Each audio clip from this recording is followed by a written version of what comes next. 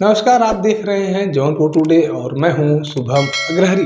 साथियों, जैसा आप सभी को पता है कि बागेश्वर सरकार यानी कि पंडित धीरेन्द्र कृष्ण शास्त्री जी के द्वारा छतरपुर से ओरछा तक यानी कि 160 किलोमीटर का हिंदू एकता पद यात्रा किया जा रहा है। इस पद यात्रा का एकमात्र उद्देश्य है कि जो हिंदू समाज आज जातियों में बटा हुआ है, उन सभी हिंदू समाज के धर्मावलंबियों को एकजुट किया जाए और एक रहने का नसीहत दिया जाए।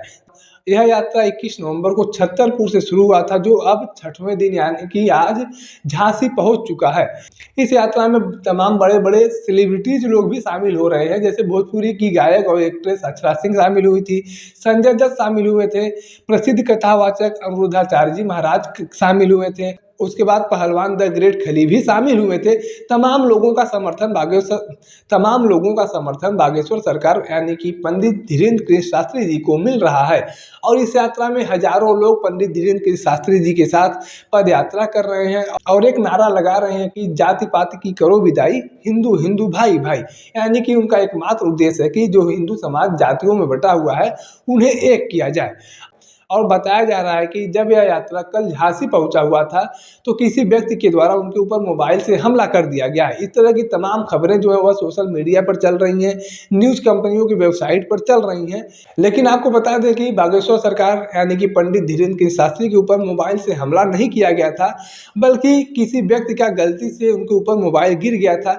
चूँकि उस पद यात्रा में काफ़ी लोगों की भीड़ थी और सभी लोग चाह रहे थे कि बागेश्वर सरकार पंडित धीरेन्द्र कृष्ण शास्त्री जी के साथ मिलने का मौका मिल जाए। लोग उन्हें माला पहना रहे थे, उनके ऊपर पुष्प वर्षा कर रहे थे और काफी लोगों का भीड़ था। और उन्हीं भीड़ में से किसी एक व्यक्ति के द्वारा, एक भक्त के द्वारा उनके ऊपर फूल फेंका जा रहा था और फूल फेंकते समय उसके हाथ से मोबाइल भी छूट गया था, जो सीधे बागेश्वर सरकार पंडित धीरेन्द्र कृष्ण शास्त्री जी के चेहरे पर जाकर गिरा।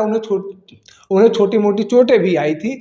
यानी कि यूँ कहा जाए तो उनके ऊपर किसी प्रकार का कोई हमला नहीं किया गया था, बल्कि गलती से मोबाइल छूटकर गिर गया था, जो सीधे उनके सर पर जाकर गिरा था। और लोगों के द्वारा अफवाह फैलाई गई कि बागेश्वर सरकार के ऊपर हमला कर दिया गया है किसी व्यक्ति के द्वारा, जो सरासर गलत है। और जब यह घटना सामने आई तो उसके बाद वहाँ पर मौजूद सुरक्षा कर्मियों के द्वारा उन्हें घेर भी लिया गया था। बाद में बागेश्वर सरकार पंडित धीरेन्द्र कृष्ण शास्त्री जी के द्वारा बयान भी दिया गया है। उन्होंने कहा कि हमारे ऊपर किसी प्रकार का कोई हमला नहीं किया गया है, किसी भक्त का हमारे ऊपर मोबाइल आकर गिर गया था, जो मोबाइल है उसे वापस कर दिया गया है। उनके द्वारा फूल फेंका जा रहा था और उसी हाथ में उनके पास मोबाइल भी था और फूल के साथ साथ मोबाइल भी हाथ से छूट गया था, जो हमारे चेहरे पर आकर गिरा था। हालांकि हमारे ऊपर किसी प्रकार का कोई हमला नहीं किया गया है। इस तरह की अफवाहों को कोई तवज्जो न दिया जाए।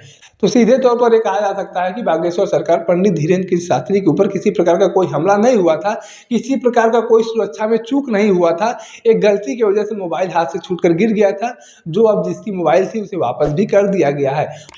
वहीं अगर इस पदयात्रा की बात किया जाए तो आपको बता दें कि 21 नवंबर से शुरू हुआ यह पदयात्रा 29 नवंबर को ओरछा में जाकर समाप्त होगा। ओरछा में एकमात्र ऐसा मंदिर है जहां पर भगवान राम जी राजा के रूप में विराजमान है। वहां पर दर्शन पूजन करने के बाद इस पदयात्रा की समाप्ति की जाएगी और इस यात्रा की समाप्ति के बाद लोगों में एक संदेश दिया जाएगा कि हिंदू समाज जो आज जातियों पातियों में बटा हुआ है, तमाम जातियों में बटा हुआ है, वो सभी हिंदू समाज के धर्मावलंबी हिंदू बनकर रहें, न कि जाति बिरादरी में बंटकर रहें।